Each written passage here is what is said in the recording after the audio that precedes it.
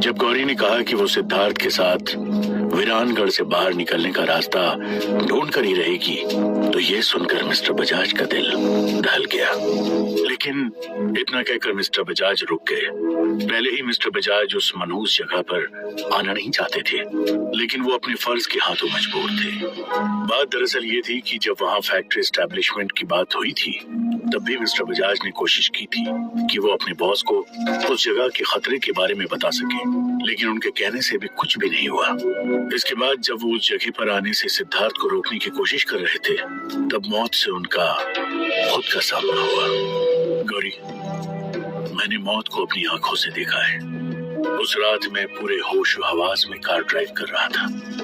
मौसम भी बिल्कुल बढ़िया था। मैं किसी भी कीमत पर सिद्धार्थ को रोकना चाहता था, लेकिन इससे पहले कि मैं गांव की बॉर्डर क्रॉस कर पाता, अचानक से वहां बड़ा सा पेड़ ठीक मेरी कार के आगे गिर गया और उसके बाद मुझे वो खौफनाक चेहरा दिखाई दिया जिसकी दहशत अभी तक मेरे जहन में ताजा है। मैं तुम्हें मौत के मुंह में नहीं जाने दे सकता। मैं तुम्हें सिद्धार्थ के साथ वहां नहीं जाने दूंगा। मिस्टर बजाज ने कहा, डैडी, अभी आप बहुत ज्यादा गुस्से में हो। आपकी हालत भी ठीक नहीं है। मुझे भी आराम की सख्त जरूरत है। हम इसके बारे में बाद में बात करते हैं। गौरी ने अपनी डैडी से कहा, तुम्हारे पैर पर चोट है, वो भी मुझसे छुपी नहीं है। गौरी, अगर तुम्हें कुछ हो गया तो मैं तुम्हारी माँ को क्या जवाब दूंगा?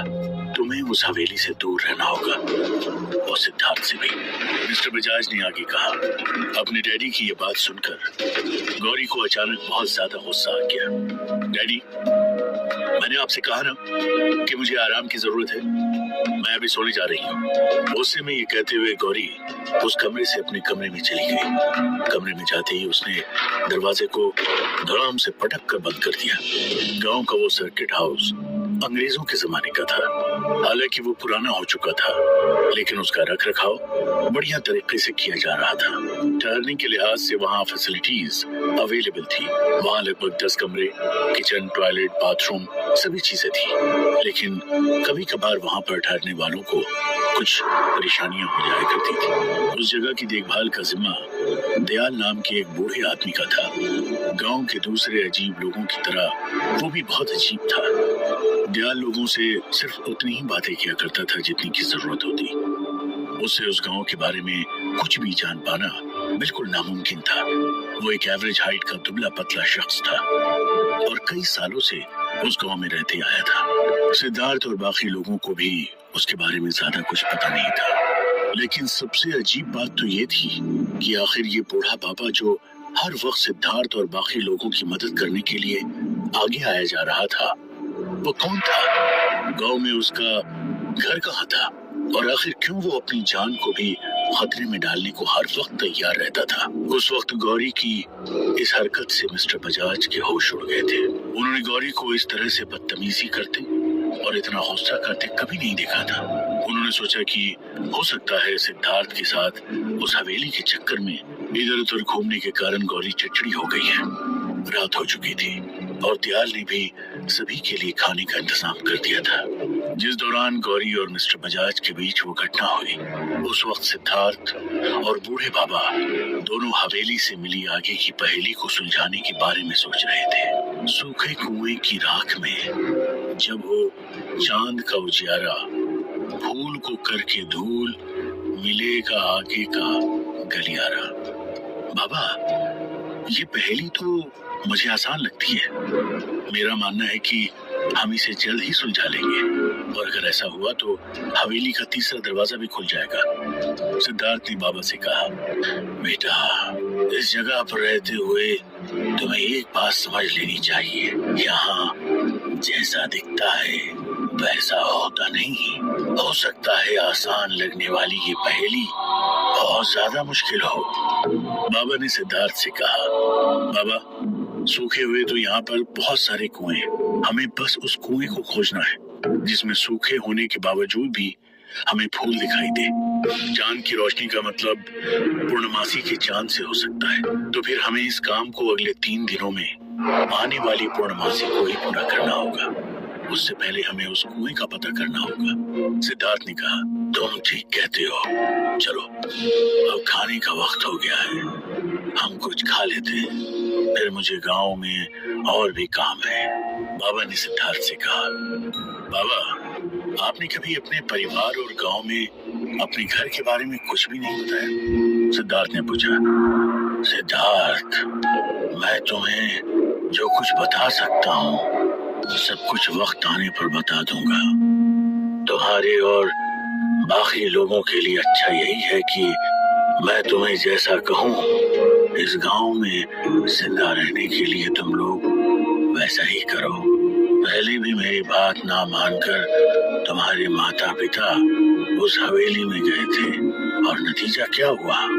तुम्हारे मैनेजर को भी मैंने यहाँ के खतरे से आगाह किया था। नतीजा तुम्हारे सामने है, आगे तुम्हारी मर्जी।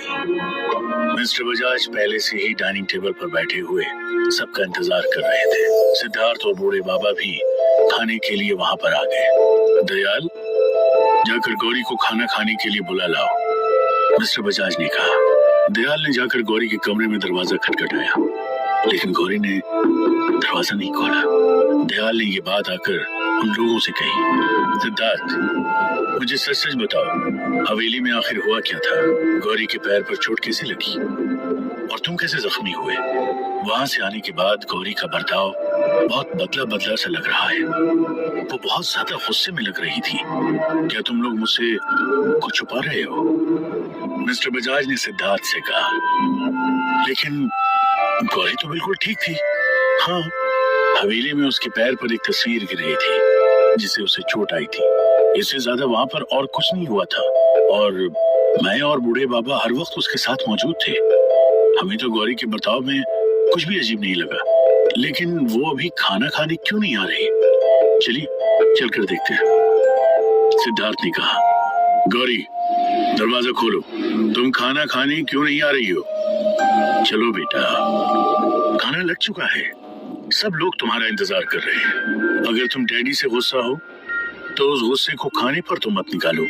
चलो, जिद छोड़ो और जल्दी बाहर आ जाओ, मिस्टर बजाज ने कहा। कमरे के अंदर से कोई भी आवाज सुनाई नहीं थी। गौरी, दरवाजा खोलो, सभी को बहुत भूख लगी है और तुम्हें भी तो लगी होगी, सिद्धार्थ ने कहा। सिद्धार्थ के कहने के बावजूद भी अंदर से कोई जवाब नहीं आ रहा था। इसी बीच अंदर से अचानक जोर जोर से फूट फूट कर रोने की आवाज आने लगी। मुझे लगता है गौरी मुझसे नाराज है, लेकिन चाहे जो हो मैं उसे अपनी जान का खतरा मोल नहीं लेने दूंगा, मिस्टर बजाज ने कहा। अंकल, क्या ये सारी बातें हम बाद में कर सकते हैं? पहले हमें गौरी से पूछना है कि आखिर वो रो क्यों रही है और रात बहुत हो रही है, हमें खाना खाकर सोना है, सिद्धार्थ ने कहा।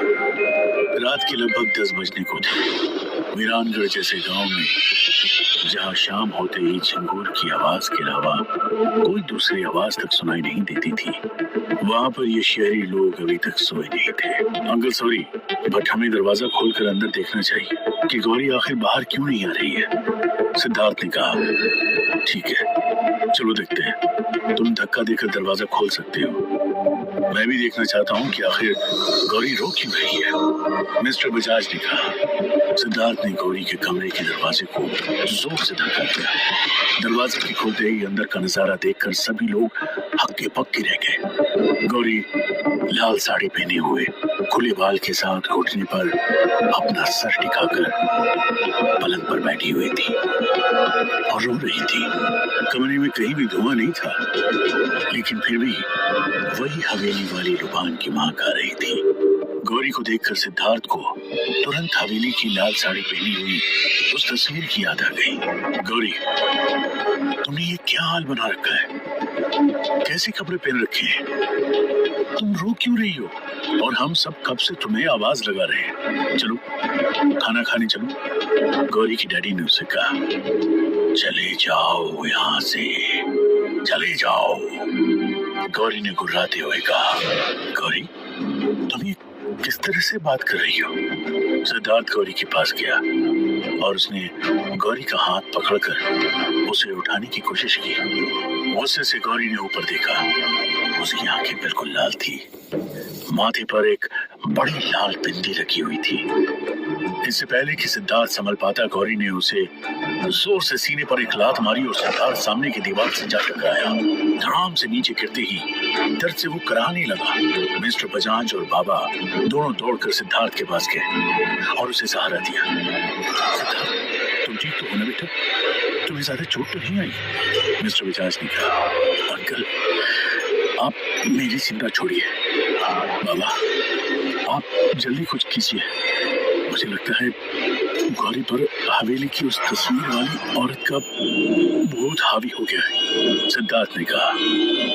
बाबा ने अपने पास रखा अभिमंत्रित जल गौरी पर छिड़क दिया। जैसे ही गौरी के ऊपर वो पानी की बूंदें पड़ी, गौरी गुस्से से चीखने लगी और पलंग पर खड़ी हो गई। गौरी की इस चीख को सुनकर उन सभी के दिल की धड़कनें बढ़ गई। ऐसा लग रहा था जैसे गौरी उन सबको जान से मार डालना चाहती है। फिर अचानक गौरी धड़ाम से पलंग पर नीचे गिर गई। कौन सी तस्वीर वाली औरत? सिद्धार्थ, कौन सा भूत? क्या तुम जानते हो गौरी को क्या हुआ है? मिस्टर बजाज ने पूछा। मैं आपको सब कुछ बताता हूँ। मुझे लगता है अभी कुछ देर के लिए हमें गौरी को आराम करने देना चाहिए, सिद्धार्थ ने कहा। हाँ, ठीक है, हम लोग भी कुछ देर यहीं बैठ जाते हैं। खाना हम थोड़ी देर बाद खा लेंगे। पहले हमें इस बात को श्योर करना पड़ेगा कि गौरी ठीक हो जाए, मिस्टर बजाज ने कहा। जी अंकल, आप ठीक कह रहे हैं, सिद्धार्थ ने कहा। सिद्धार्थ, ये तुमने ठीक नहीं किया। तुम्हें गौरी को अपने साथ इन सब में नहीं घसीटना चाहिए था। मैं जानता हूँ मुझे तुमसे इस तरह बात नहीं करना चाहिए। तुम मेरे बॉस के इकलौते बेटे हो, लेकिन गौरी भी तो मेरी इकलौती बेटी है और आज तुम्हारी वजह से वो इतनी बड़ी मुसीबत में पड़ गई है, मिस्टर बजाज ने कहा। अंकल, मैं आपके गुस्से को समझ सकता हूँ, लेकिन इन सब में मेरी कोई गलती नहीं है। मुझे तो ये तक नहीं पता था कि गौरी यहाँ पर आ चुकी थी। उस दिन अचानक पहली बार गौरी से मेरी मुलाकात कई सालों बाद हवेली में ही हुई थी। उस दिन हवेली में मेरे ऊपर अचानक से एक पेड़ गिरने लगा था और ऐन मौके पर गौरी ने आकर मुझे खींच लिया। इतने साल बाद गौरी को देखकर तो मैं ये भी नहीं पहचान पाया था कि वो मेरी बचपन की दोस्त गौरी ही थी, सिद्धार्थ ने अपनी सफाई देते हुए कहा।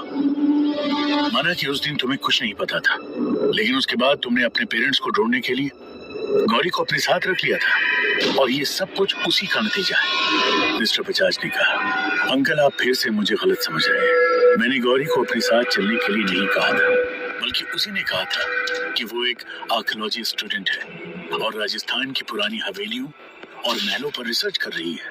वो खुद ही चाहती थी कि वो इस भूता हवेली के बारे में तमाम राज दुनिया के सामने ला सके, सिद्धार्थ ने कहा। इन सब बातों का वक्त अभी नहीं है सिद्धार्थ, तुम भी जानते हो कि बस 3 दिन बाद पूर्णमासी है। पूर्णमासी की रात इन बुरी आत्माओं की ताकत कई गुना बढ़ जाती है। हमें हवेली वाले पहेली को तो सुलझाना ही है, साथ ही उसके पहले गौरी का ठीक होना भी जरूरी है। आज तक कभी ऐसा नहीं हुआ कि उस हवेली के भूतों ने किसी को जकड़ा हो और यूं ही छोड़ दिया हो। वहाँ के भूत हमेशा कोई ना कोई पहेली जरूर छोड़ते हैं और मुझे लगता है गौरी को बचाने के लिए भी हमें गौरी पर हावी हुई उस आत्मा की दी हुई पहेली को सुलझाना पड़ेगा। अगर ऐसा नहीं हुआ तो पूर्णमासी की रात गौरी की जिंदगी की आखिरी रात होगी, बूढ़े बाबा ने कहा। क्या गौरी पर सचमुच उस तस्वीर वाली भूतनी का साया? क्या पूर्णमासी की रात सचमुच गौरी की जिंदगी की आखिरी रात होगी? क्या सिद्धार्थ को वो दूसरी पहेली वहीं कहीं मिल जाएगी? क्या सिद्धार्थ एक के बाद एक 2 पहेलियों को सुलझाने में कामयाब हो पाएगा? कहानी में आगे क्या होने वाला है, सुनिए आगे की कहानी।